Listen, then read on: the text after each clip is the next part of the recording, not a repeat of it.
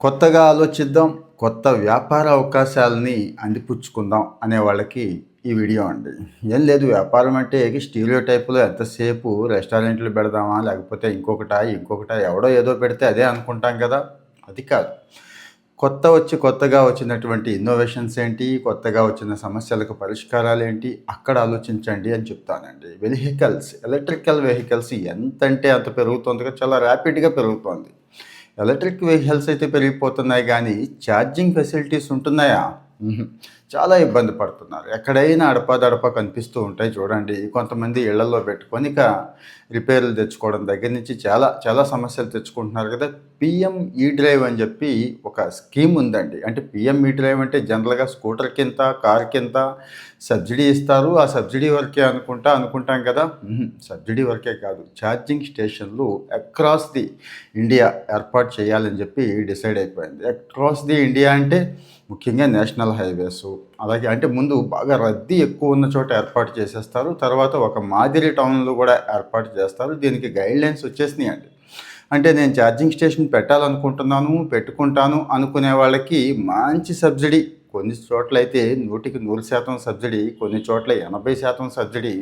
ఏది మనం ఛార్జింగ్ పరికరాలు అవి కొనుక్కొని ఇక్కడ ఎస్టాబ్లిష్ చేయాలి కదండీ! వీటన్నిటికీ కూడా మంచి సబ్సిడీ ఇస్తున్న స్కీమ్ పీఎం ఈ డ్రైవ్. మరి ఇది ఆల్రెడీ అనౌన్స్ చేసేశారు. మరి అనౌన్స్ చేసినప్పుడు ఇప్పటి నుంచే ఆసక్తి ఉన్నవాళ్ళు జాగ్రత్త పడిపోతే, ఆసక్తి ఉన్నవాళ్ళు కాంటాక్ట్ చేస్తే, దానికి సంబంధించిన వివరాలు కాస్తో కూస్తో తెలుసుకుంటే, ఆ బిజినెస్‌లో ఇంట్రెస్ట్ ఉన్నవాళ్ళు ఎస్టాబ్లిష్ చేసేసుకోవచ్చు. ఇక ఎవరికి ఎలా ఏంటి అనేది చూద్దామండి. 4018 ఛార్జింగ్ కేంద్రాలు ఒక్క ఆంధ్ర రాష్ట్రంలోనే అందుబాటులోకి తేవాలని చెప్పి డిసైడ్ అయిపోయారండి. అంటే డాక్యుమెంట్ కూడా వచ్చేసింది. దీనికి 385,00,00,000 చూసుకోండి. 385,00,00,000 పెట్టి 4018 ఛార్జింగ్ కేంద్రాలన్నీ తీసుకొద్దాం. ఏది అక్రాస్ ది ఆంధ్రప్రదేశ్ తీసుకొద్దామని చెప్పి మనకి డిస్కమ్‌లు తెలుసు కదండీ! ఈపీడీసీఎల్, సిపీడీసీఎల్, ఎస్పీడీసీఎల్ అంటాం కదా!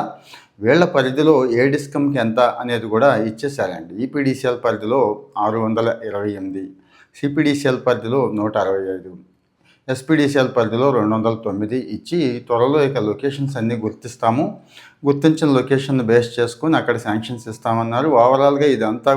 ఇదంతా కూడా ఓవరాల్‌గా మానిటరింగ్ చేస్తుంది ఏపీలో నెట్‌క్యాప్ అండి. నెట్‌క్యాప్ అనే సంస్థ ఒకటి ఉంటుంది. సాంప్రదాయేతర ఇంధన వనరుల డెవలప్మెంట్లో ఈ సంస్థ పనిచేస్తూ ఉంటుంది. వాళ్ళు చేస్తారు. అంటే మీరు నెట్‌క్యాప్‌తో టైఅప్ అయి ఉంటే సరిపోతుంది. ప్రతి జిల్లాలో నెట్‌క్యాప్ ఆఫీసర్ ఉంటాడండి. అలాగే స్టేట్ లెవెల్లో నెట్‌క్యాప్ ఆఫీస్ కూడా ఉంటుంది ఇక్కడ. సో మరి మీరు నెట్‌క్యాప్‌ని కార్యాలయం సందర్శించండి.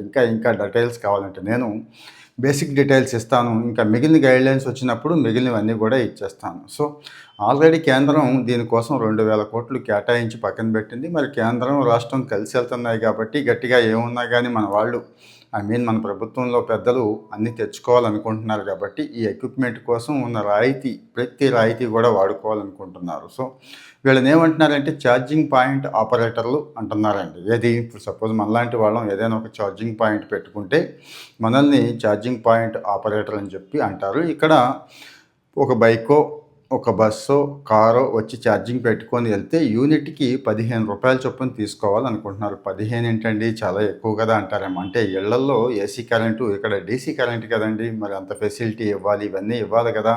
సో మరి ఇళ్లల్లో మనం ఎస్టాబ్లిష్ చేసుకోవాలంటే ఎంత ఖర్చు అవుతుందో తెలుసు కదా! అందుకోసమే యూనిట్‌కి రూ. 15 పెట్టారు. రాబోయే కాలంలో పవర్ ఖర్చు తగ్గుద్ది. ఆటోమేటిక్‌గా పోటీ పెరిగితే ఈ ఖర్చు తగ్గుద్ది. దీని గురించి ఎక్కువగా ఆలోచించాల్సిన పని లేదు. అయితే ఎక్కడ ఏంటి అంటే ముందు టౌన్స్ అండి. మరి ఎక్కువ టౌన్స్‌లోనే రద్దీ ఉంటుంది.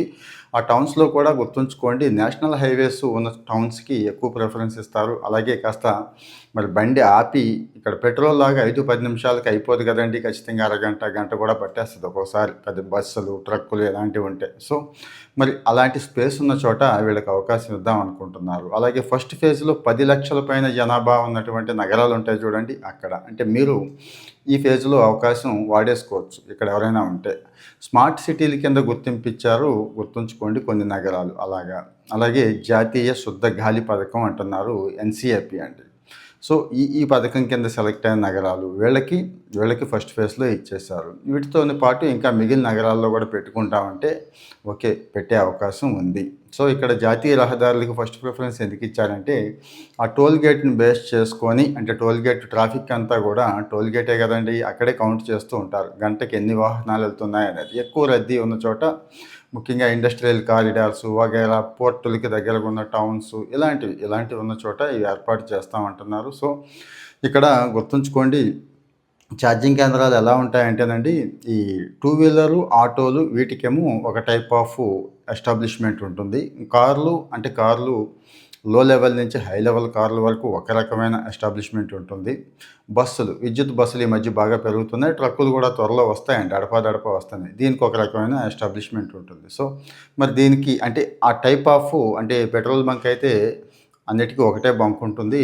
అక్కడ ఆ పంపు దగ్గర, ఈ పంపు దగ్గర కార్లు, ఈ పంపు దగ్గర బైకులు పెడతారు చూడండి. అట్లాగా ఇది కూడా దేనిది దానిదే అన్నట్టు. అక్కడ టైం అది ఉంటుంది కదండి, అంటే నిలపాల్సిన టైం ఉంటుంది కదా, అట్లా అన్నట్టు. ఇక్కడ సబ్సిడీ చూడండి, రాష్ట్ర కేంద్ర ప్రభుత్వాల ఆస్తుల పరిధిలో, అంటే స్థలం వాళ్ళది అయ్యుండి అక్కడ సొంతంగా పెట్టుకొని ఉంటే, అంటే ఏదైనా గవర్నమెంట్ ఇన్స్టిట్యూషన్ పెట్టుకుంటే 100% సబ్సిడీ ఇస్తున్నారు. సో అది ఎక్కువ మందికి మనలో అప్లై కాదు కానీ సమాచారం కోసం. ఇంకా సొంత భూమి ఉంది నాకు అక్కడ, నేను ఏర్పాటు చేసుకుంటాను అనుకుంటే, స్వయంగా నిర్వహించుకుంటాను అనుకుంటే, గుర్తుంచుకోండి 80% సబ్సిడీ ఇస్తున్నారండి. అది మౌలిక సదుపాయాల మీద 80%, ఈవీఎస్ మీద, ఈవీ పరికరాలు ఉంటాయి కదండి, వాటి మీద 70% ఇస్తున్నారు. ఈ రెండు కాకుండా వేరే ఉంటాయి కదండి, మనం ఎవరిదైనా ల్యాండ్ అద్దెకి తీసుకొని, కాంట్రాక్ట్ తీసుకొని ఎంఓయూ చేసుకుంటాం కదా, అక్కడ సేమ్ 80% ఇస్తున్నారండి. సో మరి ఇంత మంచి అవకాశం, అంటే మన స్థలం ఉంటే మన స్థలంలో పెట్టుకోవచ్చు, మన స్థలం లేకపోతే ఎవరిదైనా పెట్టుకోవచ్చు, కాబట్టి మంచి అవకాశం ఇది. ఇక కనెక్టర్ ప్రమాణాలు ఎలా ఉన్నాయనేది చూద్దాం. అంటే ఎంత కిలోవాట్ పెట్టాలి అని కిలోవాట్లోనే కొలుస్తారు ఇవి. సపోజు ఈ టూ వీలర్సు ఆటోలు ఉన్నాయనుకోండి, టూ వీలర్స్కి ఆటోకి 12 కిలోవాట్లు ఎస్టాబ్లిష్మెంట్ పెట్టాలి. అంటే 12 కిలోవాట్ల సామర్థ్యం ఉన్నటువంటి ఛార్జింగ్ యూనిట్ని అక్కడ పెట్టాల్సి ఉంటుంది.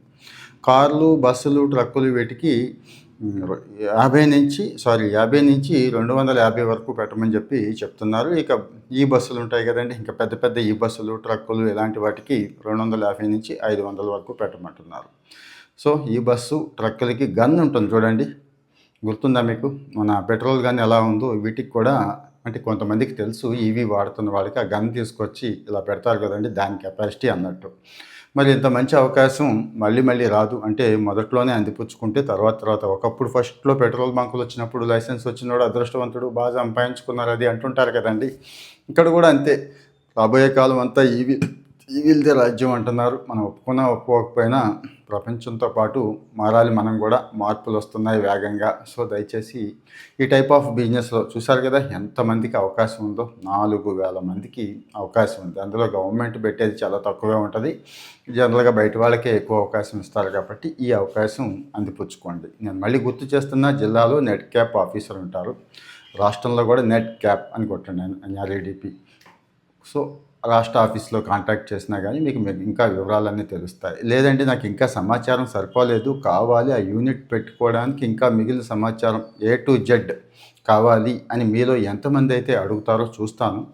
అడిగితే దాన్ని బట్టి నేను పూర్తిగా ఆ ఆఫీసర్తోనే ఒక లైవ్ కూడా ప్లాన్ చేసే ఏర్పాటు చేస్తాను. మీరు అప్పుడు డైరెక్ట్గా క్వశ్చన్స్ అడగొచ్చు, వాళ్ళే సమాధానాలు చెప్తూ ఉంటారు. సో మరి ప్రభుత్వానికి సంబంధించిన ఏ స్కీమ్స్ ఉన్నా మనం చెప్పుకుంటున్నాం, మీకు మీదట అన్నీ చెప్పాలనేదే నా ఉద్దేశం. సో దయచేసి ఇది ఎవరికైతే ఉపయోగపడుతుంది అనుకుంటున్నారో వాళ్ళకి షేర్ చేయండి.